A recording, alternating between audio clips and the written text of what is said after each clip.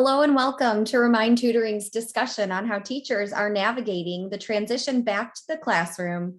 We hope that from this webinar, you can relate to the panel's experiences, learn new strategies for navigating classroom challenges, and start a discussion to support other teachers. I'm Megan Parsill, and I'm currently a customer success manager at Remind. Prior to working in ed tech, I spent 7 years teaching high school in Chicago public schools.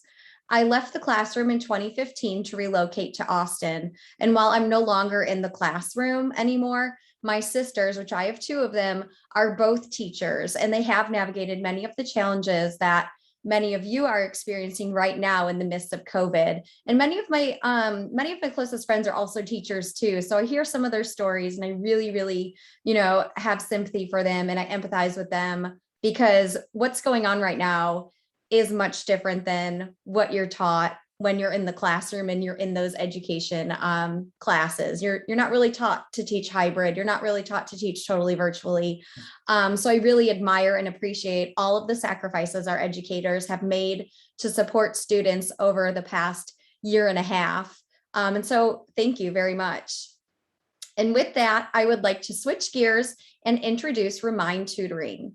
For the past 10 years, Remind has helped millions of teachers make sure that learning continues outside of the classroom.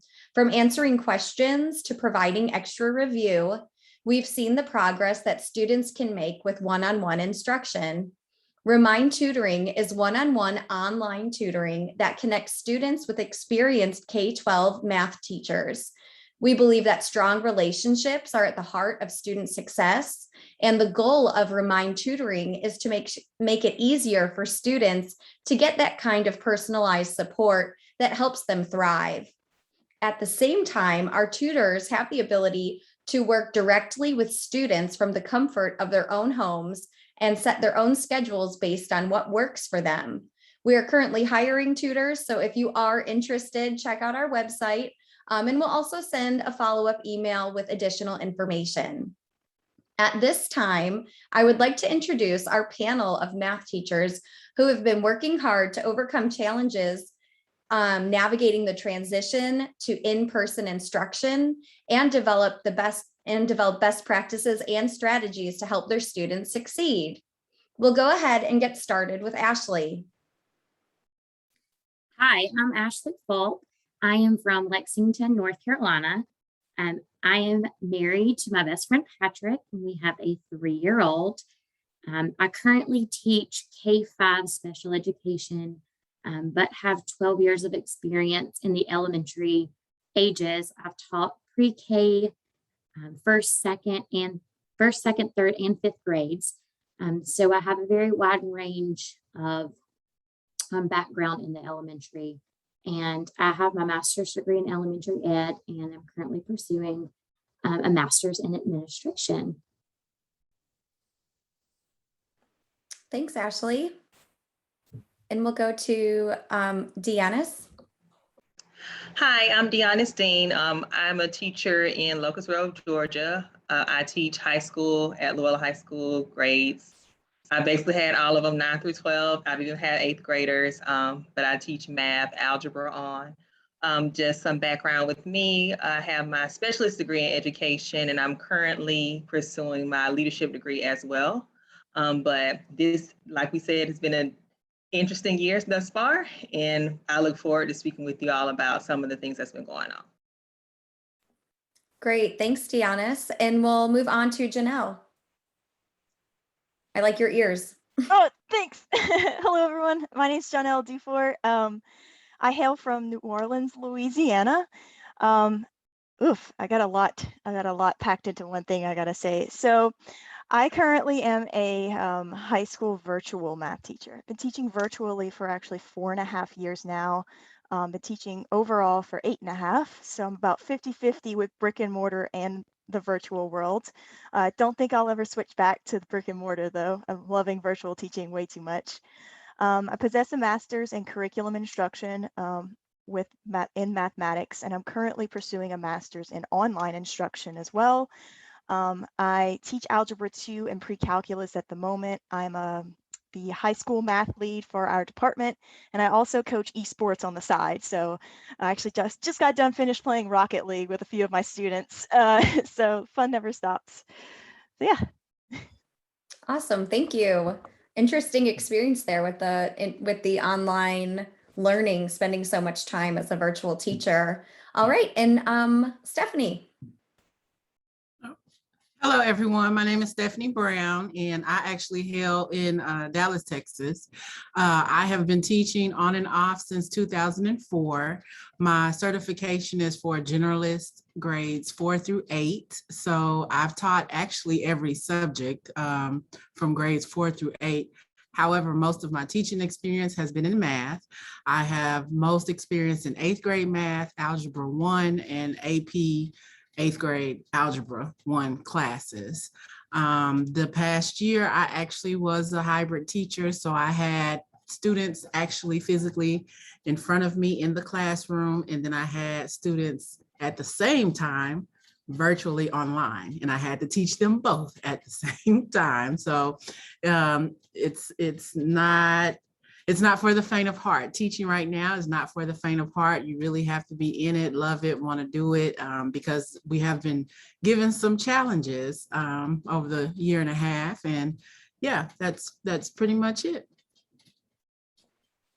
Thank you, Stephanie. And yes, I've seen, I think it might have been a TikTok video or something where they're showing the teacher navigating. They're trying to still be on camera for the Zoom students, and then they're teaching, and it's kind of like almost like a circus act, because we still need to reach all of the learners in the classroom, yet we're navigating two completely different environments. So thank you all for sharing and sharing your introductions, a little bit about yourself and your experience.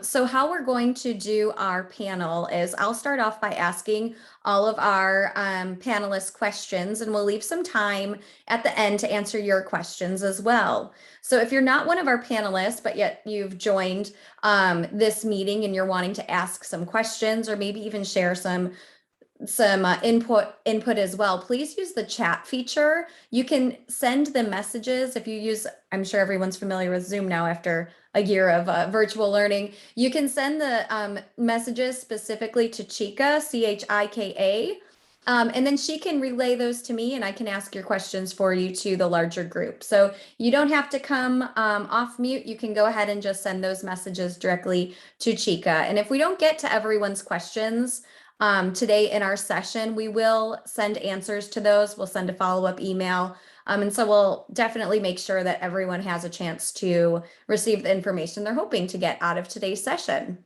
So let's get started. All right, our first question is, what is exciting about being back in the classroom? So what I've found to be exciting coming back in the classroom would be the hands-on experiences. That definitely is taken away whenever we are virtual. It's a little bit more difficult trying to handle both, which we talked about. We have all navigated that. I'm referring to notes if you see me look down. I'm being very much of a teacher. But we have been back face-to-face since August. So our school year started face-to-face this year. We did end face-to-face last year. However, it was very choppy. We had the online versus in person. Some were there, some weren't. But I'm very excited to be back. It provides more personable time with my kids, getting those relationships built, having those connections with the children, because I do feel like if you don't have those connections and those personable moments, it doesn't take you as far. And teaching behind a computer such as Zoom, which is great as an alternative. I'm just a firm believer that children learn better when we can be face-to-face and we can have those relationships and build upon those throughout the year.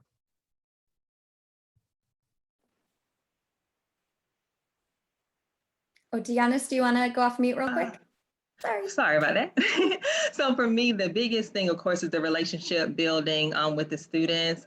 I'm not sure, but I think most of us can probably relate to looking at a letter or like maybe a ceiling or a fan or something, you know, beforehand with virtual learning with students, you know, the camera issue and all that. But actually being able to see my students face to face and, you know, make those connections, you know.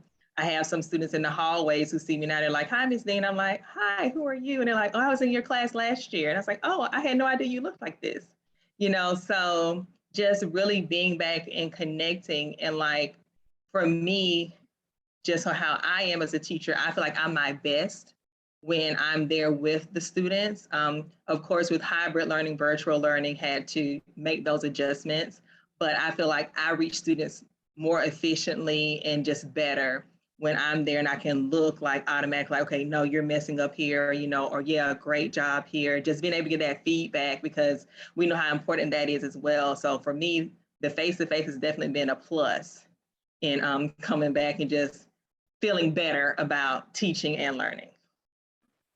Yeah, absolutely. Thank you for sharing feedback on both of those questions. And that's what I hear when I am speaking with administrators on the day-to-day as a customer success manager, is there is a lot of excitement about being back in the classroom, but the challenges, it seems, that students are facing today are a little bit different than maybe what they were facing prior to 2020. So what was happening in 2018, 2017, those challenges are a little bit different than what we're seeing now. So my next question is, what challenges are students facing today that might have been different than in the past?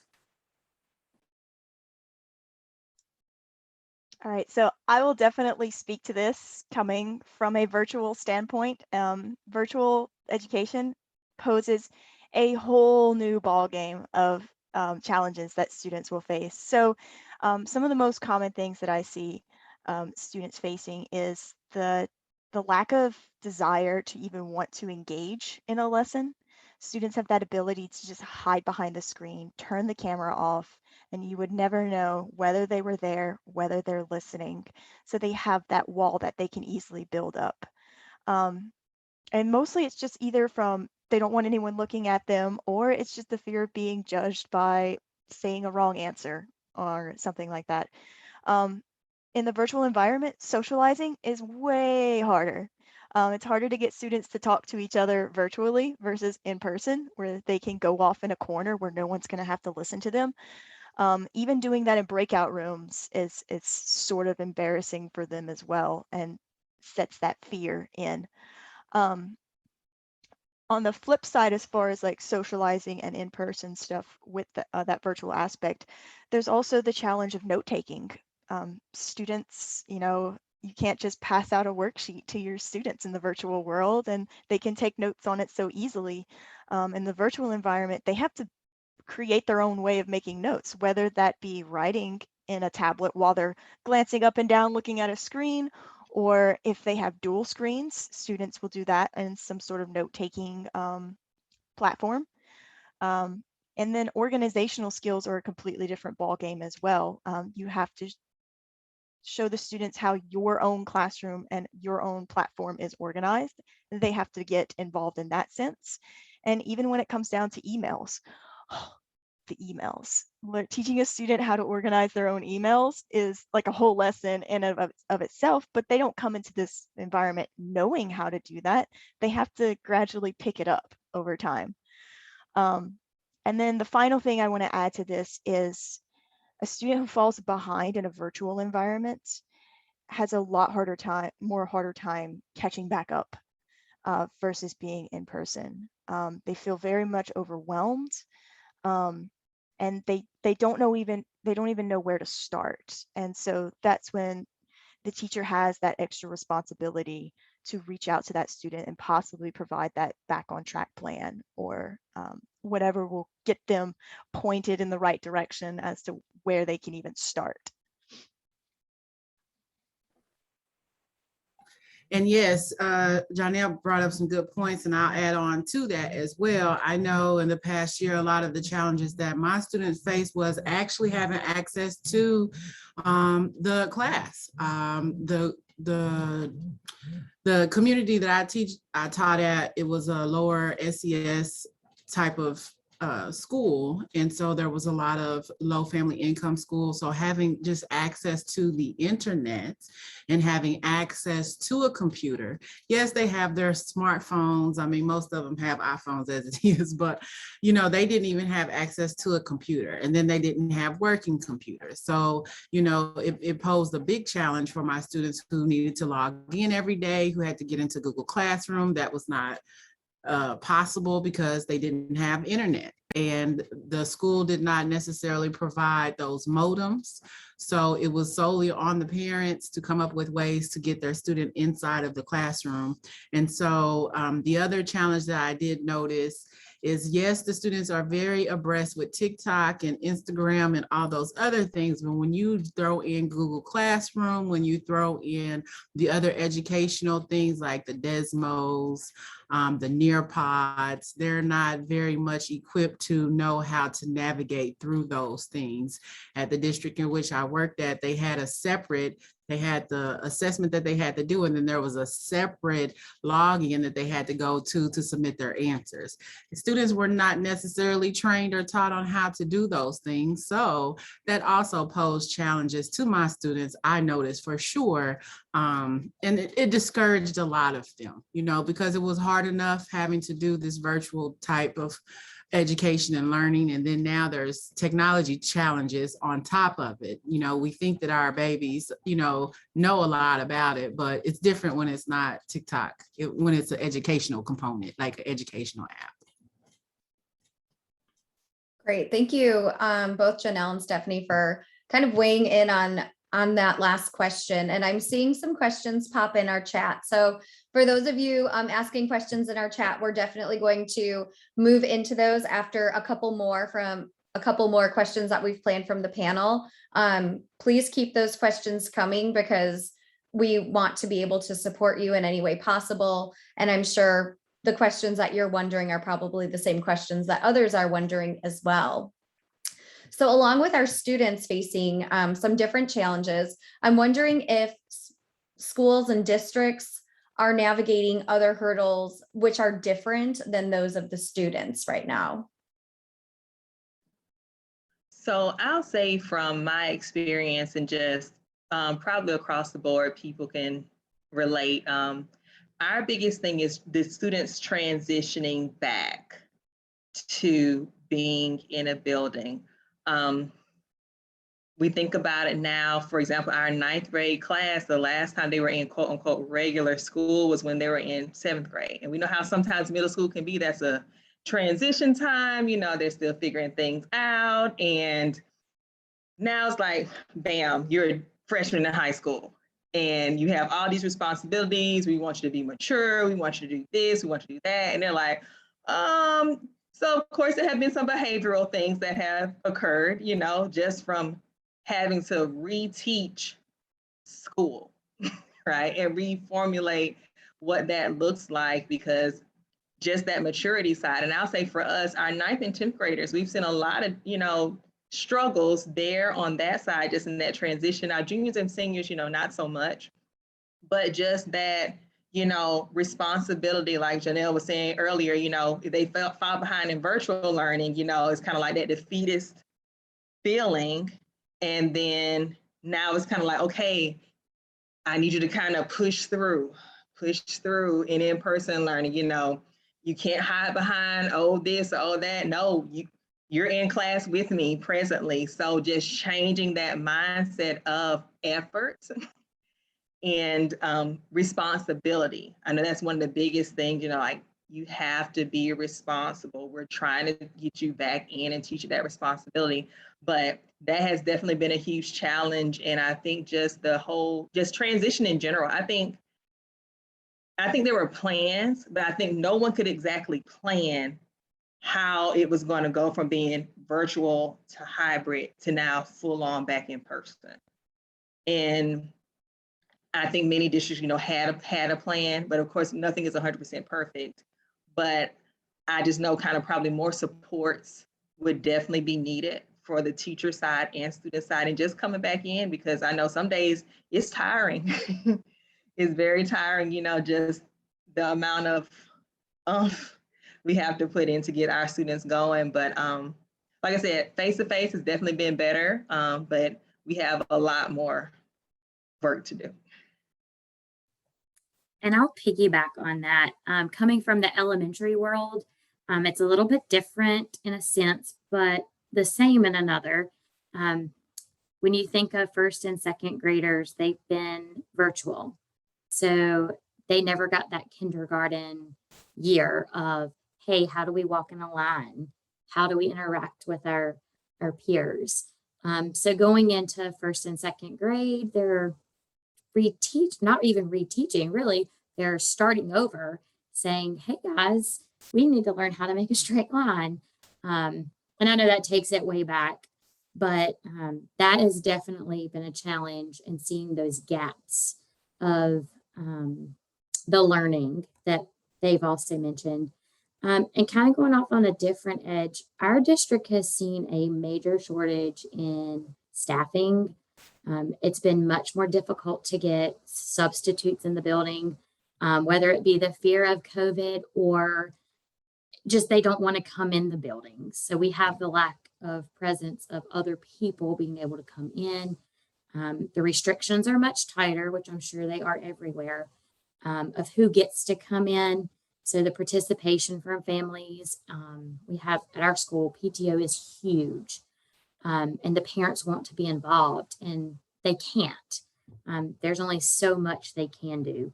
And so that's kind of been, it's been a challenge in budget. We know COVID has created all sorts of challenges with funds. Yeah, we got extra funds because of COVID. However, once they were depleted, there's no other coverage, but COVID is still happening. So now they're having to navigate, how do we handle those things that we had funds for before that we no longer have those funds for now?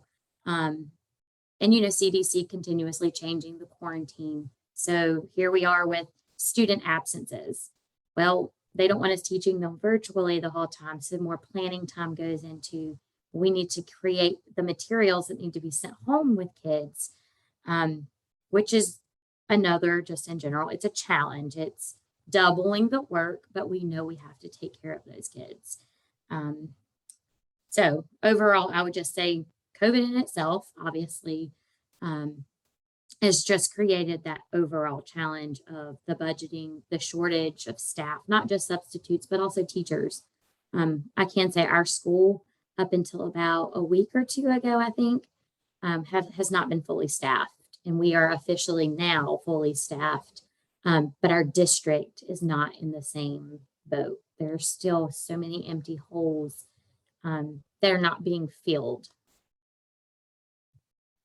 Yeah, thank you so much, Ashley and Dianna, for weighing in on that last question. I'm looking at the questions coming in from those participating in the webinar, and it kind of leans into one of the questions. So I'm just going to spin off and ask one of the questions from our participants. The question says, my question concerns teaching with consideration of the deficiencies and academic gaps that have now widened. How are the panelists balancing teaching of curriculum while addressing lack of prior knowledge?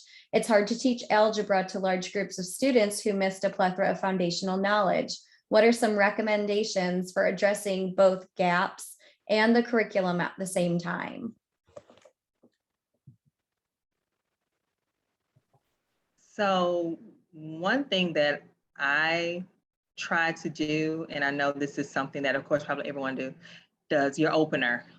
I try to go back and get those fundamental skills at least 2 or 3 times a week, because like they said with algebra, if you have issues with just positive, negative numbers, multiplication, division, it has to be addressed. You know, if they can't do those, algebra is out of the question. So it's challenging to try to work it in all the time, because we know we have certain curriculum we have to cover, you know, because in the end they have to take a state assessment.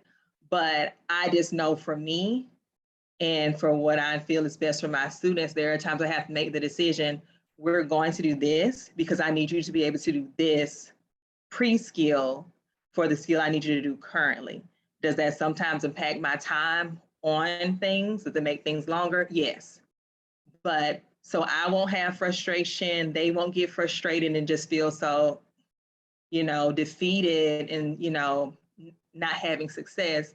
We have to sometimes make those sacrifices just to close those gaps. Because, we've had gaps before COVID, we've had academic gaps with students, but of course now it's being more evident with COVID learning and teaching, but it's going to take a while. This isn't something we're going to be able to do in a year, but I think you just have to take the small steps. For me, if I can get a student to understand those positive, negative numbers relationships by the end of the year, that would be a success. So I would just take it a piece at a time. And I was going to say, I would weigh in on that as an EC, an exceptional children's teacher, and coming from gen ed to this, I totally know, I can see both sides now, and I know it's a challenge. But my suggestion would be going back to baseline, find out where the missing gap is and vertical align it. So just take those steps back in small groups, whether it be during their independent time of practice. And I know every grade level is different and every secondary is different, high school is different. But in the elementary world, we would consider a small group, even if it's a 5 or a 10-minute, getting those skills that you're seeing those gaps in on the baselines, picking those skills up and working with them, but don't spend time on the things that they already have mastered. So fill those gaps in. But vertical alignment is key to bridging those gaps. Thank you both for kind of taking that question. I'm sure our participants really appreciate your response. In looking at kind of the questions that we were planning on asking during our panelist session, there's one that kind of goes along with what we were just discussing as well. Not necessarily just the gaps and the deficiencies that we're seeing, but are there any tools or resources? And I'll ask Dianna and Janelle, do you have any tools or resources that you suggest to help with instruction? So for me, a lot of times, because I'm dealing with high school students, I'm pretty sure those who teach high school use a lot of these tools. Desmos has definitely been like a very good tool to use just for graphing and calculation, as well as quizzes. They love quizzes. Anything that's gamified, they typically like. Blook It is a big thing for them. They love playing a Blook It game over skills. And I like those two sites because they do give you data from the students. So like when Ashley was saying, as far as making groups and looking at, how those work, I definitely would suggest those. Of course, Kahoot, is a great thing. And I will also suggest, and this is, I know a lot of us use it, YouTube. YouTube has been a great tool to use just to kind of go over some of those pre-skills. And if some of you already have your own YouTube channel, I would definitely suggest you make little bites, short videos of just skills to kind of just post. I try to do that on my channel just to have a little library of things, so these are some pre-algebra skills you need, and not long videos, their focus isn't the best, but things that are going to be interactive and give them feedback. Also, Delta Math is something I've been using this year on those pre-skills as well, just so that can kind of change it up in the class besides just me lecturing or, anything like that.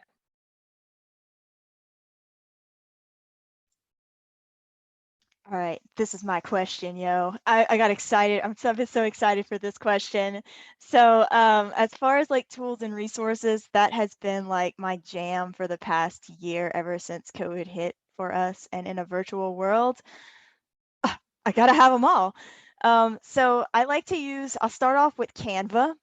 Canva is mostly just a website where you can create these custom, beautiful looking announcements, or even like formula sheets for students, just to be eye-popping and catch their attention versus something that's on a Word document. I use that when I'm posting out really important announcements for my class, and I need it catching their eyes so that they can see it. I use for extra practice, Khan Academy is the bomb.com, always. It has everything. It's lined up to state standards based on what state you're in. Delta Math is also a beautiful website that's like up and it's gotten so much better in the past year as far as like assigning practice, and you can create the custom classrooms and give practice to individual students as you need.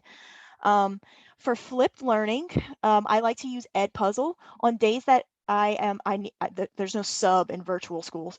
I actually will create a recording, and within Edpuzzle, you can have built-in questions that the students can answer while they're watching your video. And also can act as a grading tool because it will grade for you too. So really, really great resource for that. I use Desmos and Kahoot religiously as well. So we already hit up on that. And another thing I like to try to incorporate is I like to pass the role on to a student in a classroom. And that involves a lot of discovery style and exploration activities. And I do like to use Gizmos, though it is more tailored towards science. It does have some math stuff in it that you can definitely use. And also, I'm going to pronounce it wrong, PhET Interactive Simulations, PhET. That's also a wonderful website where you can view simulations like unraveling the unit circle. There's like little videos, live videos that students can interact with in that. So I also use that. I think that's all I got for right now. I actually might, if I'm allowed, I've created a Google site where I have collected a massive amount of resources that I just made this myself to share with the teachers in my own school. But I have this opportunity, I'd be willing to share it with you guys. It's a website that just has all these compiled tools and resources, and it also has resources that I custom created myself in Google as well, where you can just create your own template and run with it, like matching exercises and all that jazz. So I'd be more than happy to share that in chat if y'all are welcome to that. So yeah, that's what I got. Great. Thank you both for all the wonderful resources. I see Chika mentioned she will collect a list of the resources and share it out to everyone that attended. And then maybe Janelle, you and Chika can connect to share the Google resource that you created. I feel excited. I'm not even teaching and I'm like, these are such great resources. Where were these? Where were these when I was in the classroom? So thank you so much for sharing all of those great different tips and tricks that you have right now. I want to focus our discussion back into the classroom in person a little bit, and then we'll also focus again online. And so I have a question for Stephanie. Do you have any other suggestions or any suggestions on how to create a more engaging classroom? Well, I know for me, with my classroom, I always incorporated music. I tried to find something that would catch the students' attention because as Janelle had mentioned earlier about the engagement, that piece was a bit difficult to try and get them engaged. So I actually had to learn, the music that they listened to and the things in which they did on TikTok. And I tried to incorporate that like a social media type of learning environment because that is what got their attention. And that's what they were interested in doing. And oftentimes I was looking absolutely ridiculous, absolutely silly. However, that was the whole point because I wanted the students to be engaged and correct me and be like, oh, Miss Brown, you're not doing this right. This is how you're supposed to do it. So that was one of the things that I really did enjoy. And music is, universal, I feel, and it can always connect students to certain things by singing songs of maybe the Pythagorean theorem or just different things. Like you can just sing pretty much anything. And I always joked with my student that I was the best singer that they would ever be in witness of. And they would always joke and be like, you absolutely cannot sing, Miss Brown. Please stop singing. So just a way of being creative with the students and being where they are, doing the things that they like, that they engage with, and that they're interested in, which right now is social media. So having to incorporate that into the lesson, I would say is a go. Great, great ideas there, Stephanie. I totally agree. Just having that more human and personal connection with your students, allowing them to see that you're human and sometimes that you can make mistakes too, can really resonate with your students and allow them to feel a little bit more comfortable as well. I have a question that came in around a math program, Go Math. I'm not sure if any of you use Go Math in your classroom. So I have one question stating that they're using Go Math and they find that their students are struggling to really engage with the content in that particular program. So I'm curious to know from those of you who have elementary, how to make addition, subtraction, and teaching subtraction strategies more exciting. I am teaching daily in person and have 17 students. So we're looking maybe for some tips, tricks, additional supplemental resources to go along with the Go Math program, maybe some more, I don't know if it's manipulatives or hands-on learning opportunities. So I'm in the elementary world, and I will say a lot of the YouTube is a huge thing for me. I love, I don't know if you've heard of Jack Hartman. He's this older gentleman that makes videos about math, reading, writing, anything and everything. He's funny, he's silly, he just catches kids' attention. But anytime you can put a rhyme or rhythm with anything, it definitely is a major trigger. And it sticks better. And I know that they've touched on that as well about music, just as Stephanie was just saying, the silliness of music. But Jack Hartman, he's a really good one. I can gather some other resources and have the ladies that are hosting it send those things out. Off the top of my head, I would just say music, YouTube, anything you can get them moving with, and manipulatives, put things tactile in their hands. The more things they have in their hands, the better to me. But with addition and subtraction, especially, I think you said it was first grade. I could be wrong. Or maybe you didn't give me a grade. I can't remember. Let me see. If you did, Just elementary, yes, first grade. Okay. First grade, especially with tens frames, using tens frames give them that concrete model. When they learn the tens frame, addition and subtraction will come so much easier. And that also will require them to have those manipulatives as well, because that's what you would put in those tens frames. But that would be a baseline of where I would start, and I'd be happy to send out some additional resources. Great. Thank you for helping answer that question, Ashley. We really appreciate your ideas. And again, more resources. We're going to have like a whole big packet to send out with all the tips and tricks. Everyone's going to be sad if they didn't make it tonight. So another question I saw coming through is maybe not so much math related, but it's more just teaching and communicating and engaging with parents. This question is asking for tips on communicating with worrying parents. Now, I'm not sure what the worry is. Maybe it's worrying about falling behind. Maybe it's just worrying about the environment or, COVID related. But I'm thinking probably this question's about a worried parent, my student's falling behind. How do we get them on track? So do you have any best practices around communicating with parents that are maybe frequently reaching out concerned? I can jump in on this. What I did with communicating with my parents is I did a newsletter.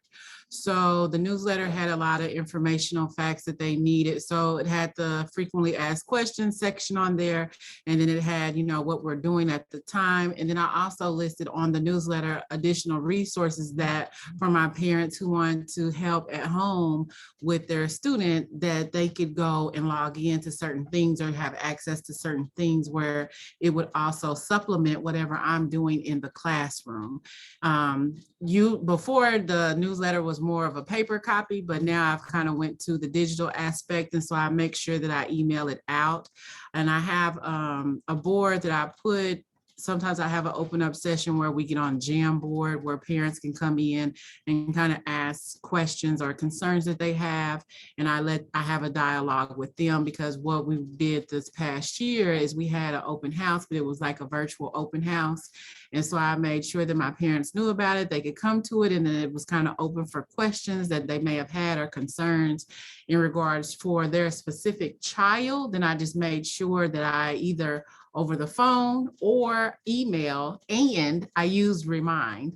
So if you don't use Remind and you're a teacher, I'm not really sure where you've been at. So I've been using that for a long time. And with Remind, I mean, you can upload documents on there as well when parents, reach out to you or have specific things, because it's a really good communicating tool, because it still has that privacy component. You're still helping, you're still answering questions. The parents are feeling a little bit better. And I just try and keep the information up for the parents before they even try and ask. So I try and be ahead of the game. With me being in it so long, some of the questions I know what they're going to ask. And so I already have some of those already answered. Those are some great ideas, Stephanie. It's really great that you're using Remind too, I must say. Thanks for the shout out. So thank you so much for providing those kind of different ideas. It sounds like maybe if we're sharing that newsletter and we're a little bit ahead of the game, then we can prevent some of the more frantic or worried questions that we're receiving further down the road from parents and guardians. Now, it sounds like all of our teachers are working maybe the equivalent of 3 jobs in one day. It sounds like we're teaching skills that were missed due to, a year of maybe virtual or hybrid. They're not in school, they're in school. And so many students had a very challenging year last year. And so now you're teaching some of those refresher skills, you're teaching skills that they need now for this grade level. It sounds like there's not a lot of time to, have to yourself and have really a balance around work and personal life. So I am going to ask Stephanie and Ashley, do you have any suggestions on how you maintain work-life balance and manage stress? Because it sounds like it's kind of hard to take a day off too, because there's a limited amount of substitutes as well. Yeah, so I would highly suggest setting boundaries. That would be my first thing. I'm one that loves to have my email on my phone. I love to have that instant access, and I feel like I have to answer if I get an email because I don't want to get behind, or I want them to have that immediate response or an answer. But I have learned that I have to set boundaries. So on the weekends, I'd use the cut off the email between a certain time. If an email comes through, it gets swiped off the screen. And after my set time, I'll go back and check them. But I set a certain amount of time aside because my family is super important to me and my home life is important as well. I also would suggest lists. As teachers, we love lists. Prioritize your things. And I'm going to refer to my notes on this one because the labeling of my list is what's important to me. I label the list. I have a red column. That's my high priority. And I look at that like in a doctor's world. That's my emergency room. It needs to be done immediately. And then I have my yellow. That's like urgent care. It's important, but didn't make it to the top, so it can wait a little. And then I have my green light list. That's my regular doctor visits, generalized. It can wait. But prioritizing those things, it's key because we know we are on overload. We can't accomplish everything, and we shouldn't have to take everything home with us. And we know that that's not the case. We didn't go into teaching knowing, you get to quit at 3:15. That really is not how that works. But we didn't go into it with that mindset of 3:15, I'm out, sorry. But we really do have to set boundaries, and we have to do that for ourselves. and taking care of yourself. Self-care is so important. And I think COVID has really ignited that. And so it just shows us that mental health is important. If you don't take care of yourself, you're going to have those breakdowns. And I think that plays in with the teacher shortage. They're overworked, they're overloaded, and we're letting that get ahead of us. So find what works for you, what makes you happy, and do some of that. Make yourself a priority. Yes, and I was piggyback on you, Miss Ashley. That's what I was going to talk about. The priority list is very important. And I learned many years ago, I don't take my work home with me, period. If it doesn't get done, then I will get to it the next day. But I learned very early on, that's why I was getting burned out. That's why I was getting tired, because I would bring home my computer, bring home my grading papers, and it was just too much. So a couple of years back, I said, you know what? It's going to be here tomorrow. It's not going to hurt it if it's still here, because I had to have that time for me. What I did notice in the last year, though, the stress level increased dramatically. And so I did, gratefully, we still had a little time of planning. Our PLC time, we got maybe 20 minutes or something like that of planning for us to just have time to ourselves. And during that time, especially if I didn't have anything set or scheduled, I would meditate right there in class, right there. I mean, the students were there, not there. I'm there. I will meditate. I will breathe, do whatever exercises to get myself back grounded, back calm, because it's easily to get caught up in the anxiety of the moment, the stress of the moment. So I did it in midday as well. When I get home, same thing. The whole thing about the bubble bath or taking a bath and meditating, absolutely. I did that, do that still, absolutely. Because that's what's been beneficial for me. I will speak on my end. That has helped me tremendously in regards to controlling the feeling of being overwhelmed, the feeling of being stressed, and things of that nature. That helped a lot. Those are great suggestions. And Stephanie, similarly to you, when I was teaching, I